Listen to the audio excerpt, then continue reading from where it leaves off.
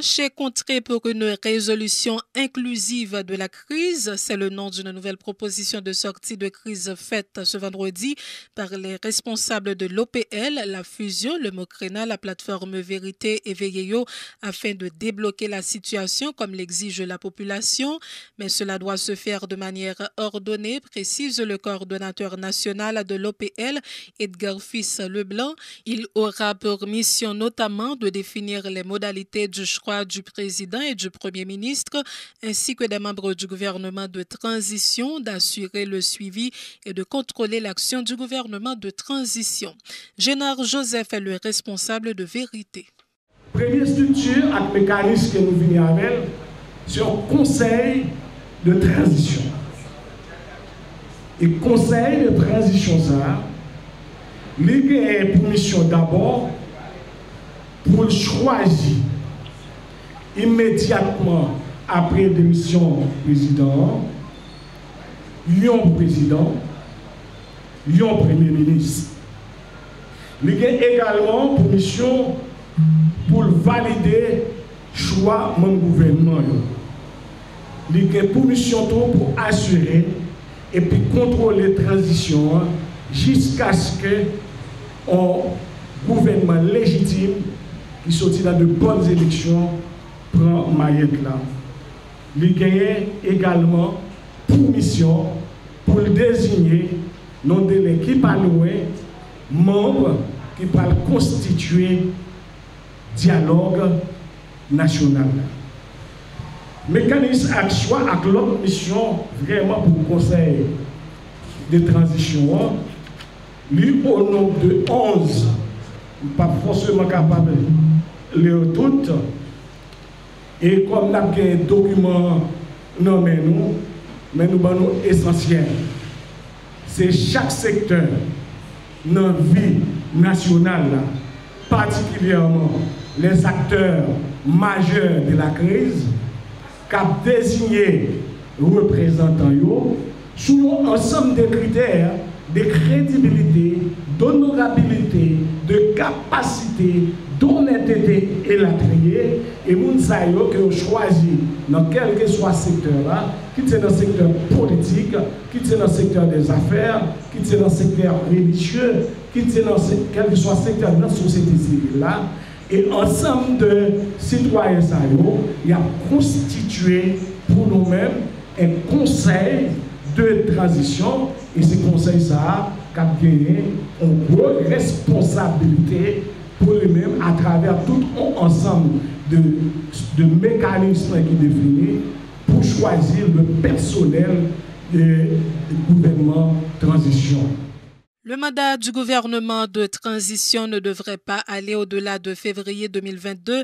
Selon l'ex-sénateur Leblanc, il aura pour mandat, entre autres, d'organiser les procès Petro-Caribé du massacre de la Saline, de revoir le système électoral, d'opérer des réformes politiques, sociales et économiques et d'organiser des élections à la fin de la transition. Ces structures politiques se disent ouvertes à des discussions avec les autres formations politiques et organisations de la société civile en vue d'arriver à une proposition commune, selon Edmond Supplice-Bozil, responsable de la fusion. Tour à tour, Edmond Supplice-Bozil et Edgar Fils Leblanc. Pas gagner aucune position au monde sous voulez changer pays ça. Si vous voulez une solution coulier parce qu'un pile monde bouquet, souvent solution demain matin. Nous pas qu'à faire une économie pour nous qu'une position pas comme pour nous dire pas négociable. Nous mettons position pas sous table là yo, l'autre acteur yo a mettre position pas sous table là et ensemble n'a marché contre. Moi senti gagner premier pas franchi. Nous gagne groupe la rencontre après-midi. Jean-Edgar Leblanc dit nous pral reler l'autre famille Lavalas ou bien secteur démocratique. D'après tout l'autre groupe politique, d'après les société civile dans tout secteur affaires, là, d'après relais. Maintenant, temps arrivé pour que nous allions plus vite et que nous ne pas voulons que c'est l'étranger qui joue pour nous et que nous faisons affaire là publiquement et formellement. Nous allons demander pour Chita et Georges Nathédian. Ce n'est pas dans 10 jours, dans 20 jours, etc. Chita, dans 1, 2 jours, etc. Et puis, qui est-ce qui va diriger transition ça? Transition qui doit permettre que nous sortions une fois pour toutes, non, crise à répétition, ou changer gouvernement et puis ou tomber dans l'autre encore. Pour nous changer orientation générale paysan sur le plan économique, sur le plan social, sur le plan culturel, environnemental, à travers dialogue national ou conférence nationale, qui lui-même a permis de nous consigner dans une constitution, ça que nous gagnons comme projet pour le pays. Ça, il a fait l'objet de travail gouvernement de transition qui va aller au-delà de février 2022. La commission de facilitation de la passation du pouvoir de l'alternative consensuelle et la passerelle instituée par une centaine d'organisations de la société civile ont déjà eu une première séance de travail. Les deux structures sont d'accord sur presque tous les points, si ce n'est que des divergences sur la façon de remplacer le président Jovenel Moïse. Si l'on en croit le porte-parole de la commission de facilitation, Hugues Célestin, il informe également que la commission de facilitation de la passation du pouvoir a déjà entamé le processus devant aboutir à la désignation de 3 juges de la Cour de cassation desquels sera choisi le successeur de Jovenel Moïse. Les artistes impliqués dans la mobilisation pour exiger la démission du président Jovenel Moïse et le changement du système actuel annoncent une nouvelle marche pacifique ce dimanche à la capitale. L'un des principaux initiateurs, Lord Kino Morsa d'hiver, dit qu'Inkino invite la population à participer massivement une nouvelle fois à cette manifestation.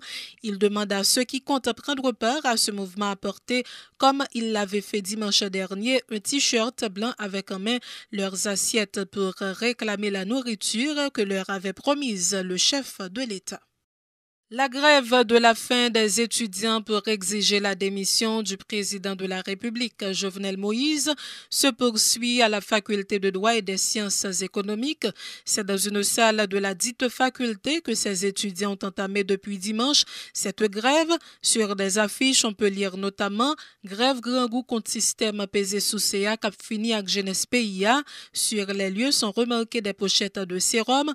En effet, si certains étudiants arrivent à tenir le coup, l'état de santé d'autres paraît faible, a révélé l'un d'entre eux qui a pris la parole au nom de ses pairs. Cette grève s'inscrit également dans la perspective de dénoncer notamment la corruption et le mutisme de l'exécutif sur les différents massacres perpétrés dans le pays. Les grévistes n'entendent pas lâcher prise. 4 policiers ont été blessés par des jets de pierre, un autre désarmé, 2 bâtiments publics et un véhicule de police incendié. 6 commissariats et sous-commissariats attaqués lors des manifestations de jeudi dans 5 départements géographiques du pays, à savoir l'Ouest, le Sud, le Sud-Est, l'Artibonite et le Nord. Le porte-parole adjoint de la PNH, qui a présenté ce bilan partiel ce vendredi, a fait état également de plusieurs blessés par balle et d'une douzaine d'interpellations. Parallèlement, des individus armés vêtus de l'uniforme de l'UDMO ont abattu hier soir Evenson Bastien, alias Nasson, 30 ans, et blessé Sophie Auguste, 23 ans. Cela s'est passé au Morne Tapion, situé à la 12e section communale de Petit-Gouave. C'est le temps d'une pause, on vous revient.